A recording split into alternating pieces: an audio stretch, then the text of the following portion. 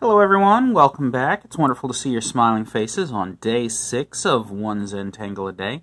Today we're talking about one-stroke patterns. Each of these patterns, at least the main event of it, can be all made in one single stroke.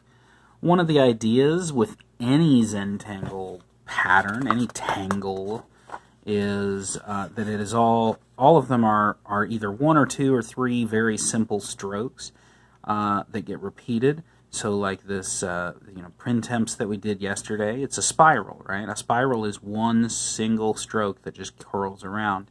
Or this isochord is a lot of strokes, but they're all the same. It's just a curve and a curve and a curve and a curve and a curve and a curve. So all of these patterns have that in common, that they are all very simple, just as few strokes as possible, and the idea is that you just repeat that one or two strokes over and over and over.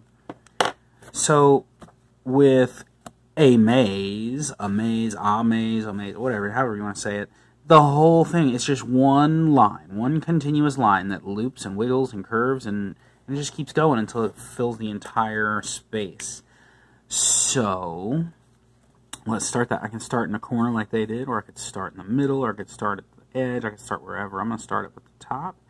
And then the idea is I just don't want to ever let this line get straight. It's always curving and bumping, and I can wiggle out and branch out in lots of different directions.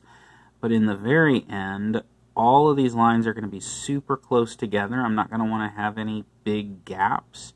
So I can leave some big gaps at the early stages if I want. I just have to make sure that I'm going to be going back and filling them later. Kind of like you're getting lost in a maze. Ha ha ha. Because that's, oh yeah, well. Alright, and then I stopped because I didn't have anywhere else to go. Done. Okay, so Amaze took a lot of focus. Mooka takes a lot of focus too, but in a very different way. You just have to constantly remind yourself which way you're looping and which way you're curving. It's kind of like a tentacle that wraps around to the right, and then one that wraps to the left, and then one that wraps to the right, and then one that wraps to the left. But it's all one continuous line. So I'm going to start in the corner like they did. And what I'm going to do is just make a big, wide, ovally loop. But then here I'll kind of stop and turn that into a wormy shape. I'm going back parallel to where I was, but when I get to the end, instead of closing it off at the edge, I'm just going to curl back the other direction, and again, make that into a long wormy shape. It's thinking kind of similar to a spiral. You're always going inside, so there I'm going inside, and then when I get back to the back, I go inside again, and there you go. And it almost makes this sort of natural looking, it almost looks like little tendrils on a vine or something, or maybe tentacles on some kind of a creature. And that's it. You can make more of them around if you want. I'm going to move on to Flux. Again, the idea with Flux is you want to keep all of this into one stroke. You don't want to like make one loop and then pick your pen up, and then come back to it and make the next loop, and then pick your pen up, and then come back to it and make the next loop. You want to do a loop, close it off, oops, and then make the other loop, close it off, then make the other loop, close it off, and you got to think about which direction your pen is moving to make that happen.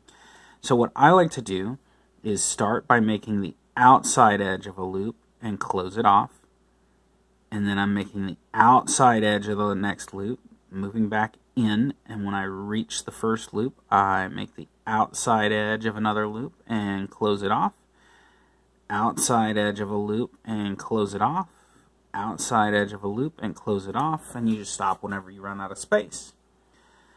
You can do this by making individual loops one at a time, but it kind of is, again, it's more zen to just keep your pen down and do all of it in one line. Then we can come back and make little lines inside, little decorative lines that go up like the vein of a leaf. Notice that there are sparkles here like we talked about yesterday. That line has gaps in it there at the end that make it look brighter as it comes out. Sort of like that. Yeah. Oh, and just like the isocore pattern from yesterday, that one's got the little circles around it. You can do that with this one too, and any little gaps that are made. So like I've got a gap here. I can make a couple of circles in there, maybe one in there, maybe a couple up here at the top, maybe one in here, you know, wherever you want. It's totally up to you. You could leave them out if you want. No wrong way to do it. Now, you notice here there's no shading shown, but you can totally shade these lots and lots and lots of different ways. We will be talking in later videos about different ways of approaching shading. We've already talked about shading in several earlier videos, but with the patterns out of the way and talking about single stroke or as few strokes as possible, the only thing left that I want to talk about before I make myself a Zentangle tile is this on this page. It does talk about overlapping patterns and how you can bring some unity to the piece by having things that overlap and mesh into one another. So for example here you can see that part of this Amaze kind of covers up one of those leafy bits on the Flux pattern. Also, you can see how, you know, over here on this side, there's these little circles like we talked about, but then they kind of merge into the squigglies, scribbity-doop-dops, whatever you want to call them, from the Amaze pattern. So we got things overlapping on top of each other, and also look here, there's a flux behind a flux. So overlapping one pattern on top of another pattern can really bring some depth, but also bring some unity and harmony to your pictures.